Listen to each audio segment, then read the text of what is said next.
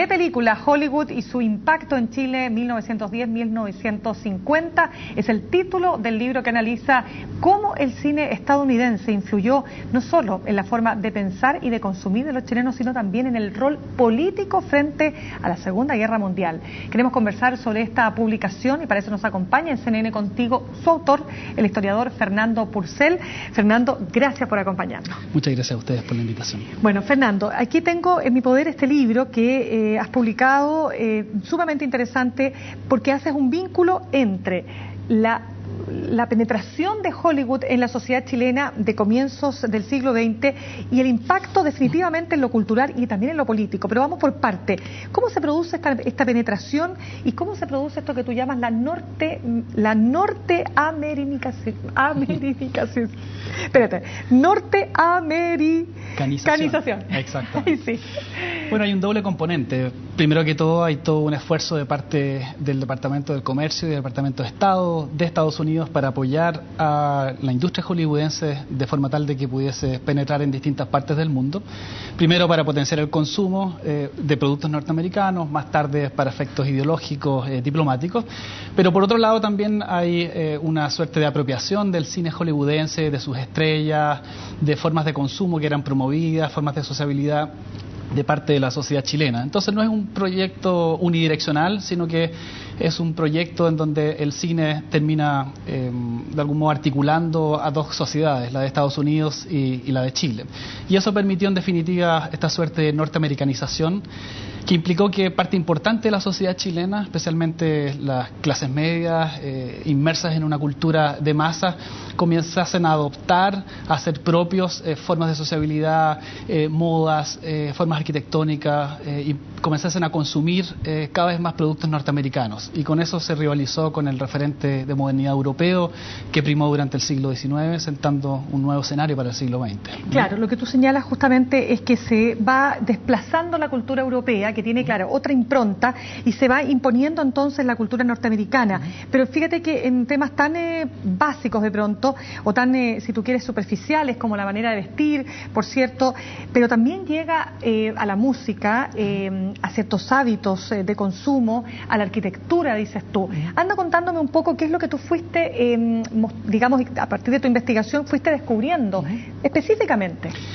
Primero una precisión. El referente europeo fue el que primó en el siglo XIX y lo que ocurre a contar de los años 20 en particular es una suerte de coexistencia de dos grandes modelos de modernidad, el europeo y el norteamericano.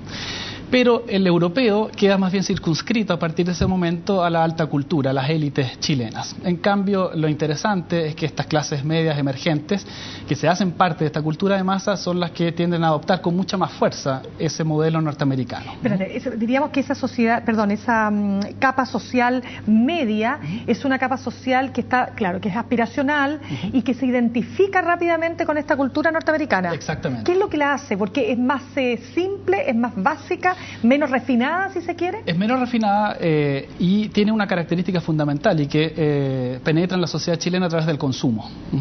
A diferencia de una modernidad europea que tiene que ver más bien con usos y con costumbres más bien propias de un mundo de élite, como lo que se da en el cine. Exactamente. Y al mismo tiempo, lo que posibilita esta realidad es el hecho de que el cine es extremadamente atractivo, se transformó en uno de los principales modos de entretención, estuvo presente en todos los centros urbanos, desde Arica a Punta Arenas, y eso facilitó esa suerte de norteamericanización de una sociedad chilena que comenzó a imitar los peinados, comenzó a imitar los modos que la cultura del estrellato prodigaba a partir de revistas y no solamente a partir del cine, comenzó a utilizar palabras que venían derivadas del inglés y no necesariamente del inglés británico, o sea, del inglés de las películas, sobre todo cuando aparece el cine sonoro ya en los años 30, formas de sociabilidad, formas de asistir a este tipo de espectáculos. Por ejemplo, hay un cambio en las salas, que en un comienzo se adaptaron las del teatro para el cine, después vino la frontalidad del cine, que generó también una suerte de imitación también de la arquitectura de los cines que estaba vigente en Estados Unidos, y así como, bueno, como otros casos está el tema de la música, incluso durante el periodo sonoro. ¿De qué tipo de cambios ahí se producen, digamos? ¿De qué hablamos? Bueno, de partida todos los cines tenían orquestas o tenían pianistas en sus versiones más sencillas, y ahí vemos la penetración del foxtrot, la penetración del shimmy, después del jazz, incluso durante el periodo del cine mudo, producto de que en estas películas que venían acompañadas muchas veces de partituras para ser interpretada, se popularizó también la música norteamericana, que vino a ocupar un espacio importante que antes no tenía. Ahora, hay una penetración también muy importante en lo político y también influyendo, claro, decisivamente en la postura que va a tener Chile, por ejemplo, frente a la Segunda Guerra Mundial. ¿Cómo funciona entonces, a partir de ahí, cómo va funcionando este tema de la propaganda, ¿no?, a través del cine? Y esa pregunta apunta a un segundo momento y a una suerte de evolución también. Ese cine que en un comienzo está pensado más bien como una forma de influir en la cultura, en el consumo, en las modas, etcétera, pasa a formar parte de la diplomacia cultural norteamericana y se transforma en una herramienta muy importante y potente durante la Segunda Guerra Mundial. Momento en el que el Departamento de Estado establece contratos con distintas empresas hollywoodenses y en particular con Walt Disney, quien tuvo una visibilidad en Chile y en América Latina, con la finalidad de venir acá y generar una suerte de empatía entre el pueblo norteamericano y el pueblo chileno y también latinoamericano, a partir de la creación de películas que buscaban una suerte de propaganda indirecta, en el sentido de generar una empatía mayor en la sociedad. No implica esto que solamente a partir del cine se buscasen esos fines ideológicos, iban acompañados de relaciones diplomáticas a otro nivel, pero el cine tiende a generar una visión, una representación mucho más favorable a América Latina desde Estados Unidos, porque a veces había problemas, y al mismo tiempo una mayor simpatía del público de América Latina y chileno hacia Estados Unidos. Y para eso se financiaron películas, algunas que no se hicieron, otras que terminaron por hacerse, y las más notables son las de Walt Disney, Saludos Amigos, Tres Caballeros, una de las cuales incluso incluyó un personaje chileno, Pedrito, Saludos Amigos, de 1942. Claro, ahora vamos avanzando entonces, entramos en lo que fue la Guerra Fría, el mundo polarizado, Unión Soviética por un lado, Estados Unidos por el otro. ¿De qué forma entra también la propaganda norteamericana a través de Hollywood? Lo investigaste también en tu libro, ¿no? No, bueno, termino a comienzos de la Guerra Fría. En esa parte inicial no me proyecto en el libro más allá, pero siguió siendo una herramienta fundamental de la Guerra Fría. Mucho documental, no solamente cine de entretenimiento, sino que mucho documental fue utilizado ya durante la Segunda Guerra Mundial, pero con mucha fuerza durante la Guerra Fría, para efectos de poder de algún modo competir contra la Unión Soviética, y con films que eran denominados muchas veces educacionales y que indirectamente también, o a veces directamente, combatían intentaban combatir el comunismo dentro de lo que era, en este caso, la sociedad chilena.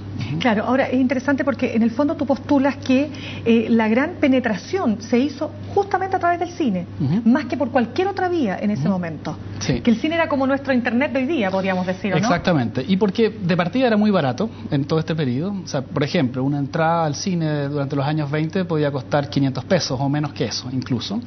No existía la televisión. Era tremendamente atractivo como mecanismo de difusión de ideas, pero al mismo tiempo de entretención, y eso explica que las carteleras trajesen cientos de películas al año, se renovasen con mucha mayor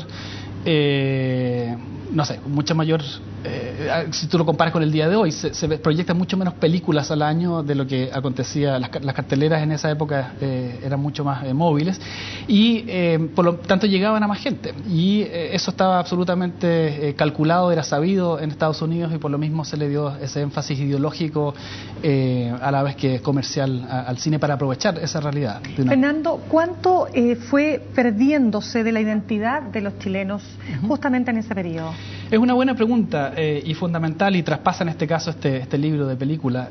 Yo diría que las identidades en general y la identidad nacional en particular chilena tienen una variabilidad muy amplia. Muchas veces se tiende a pensar que hay ciertas características inmutables de nuestra identidad, ciertos sellos tradicionales, pero la verdad es que esos van cambiando, se van reconfigurando con el paso del tiempo. Entonces, de hecho, en esta época hubo una serie de discursos que dijeron, bueno, con la norteamericanización lo que está haciendo o lo que está ocurriendo es que lo chileno, lo rural, lo campestre se está viendo perdido porque los grandes referentes están en las estrellas, en el mundo urbano, y se generó una crítica al respecto.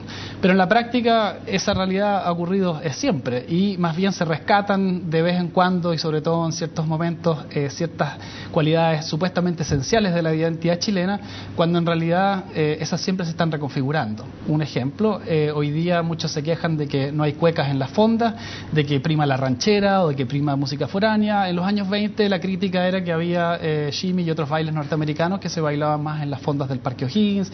Siempre está esa tensión, pero en la práctica la identidad chilena va mutando no solamente por su norteamericanización, sino que por su europeización en otros momentos y por una sociedad globalizada que nos genera contacto permanente con referentes culturales que vamos adoptando muchas veces. Y solo para cerrar, Fernando, de alguna manera esta penetración hollywoodense ahoga o retrasa el desarrollo del cine chileno también.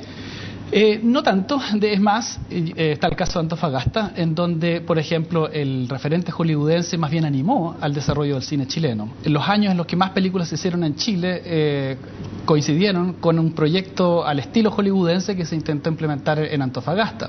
Entonces, no diría que Hollywood haya sido un factor determinante para retrasar el avance del cine chileno. Si tú comparas el caso brasileño, el caso, y sobre todo el caso mexicano y argentino, tú ves cómo surgen en sus edades de oro, precisamente en los años 30, en los años 40. Eso tuvo que ver más bien con políticas de Estado tendientes a financiar proyectos locales, lo que no se dio en Chile. Muy bien, Fernando, queremos darte las gracias por habernos acompañado esta tarde. Muchas gracias.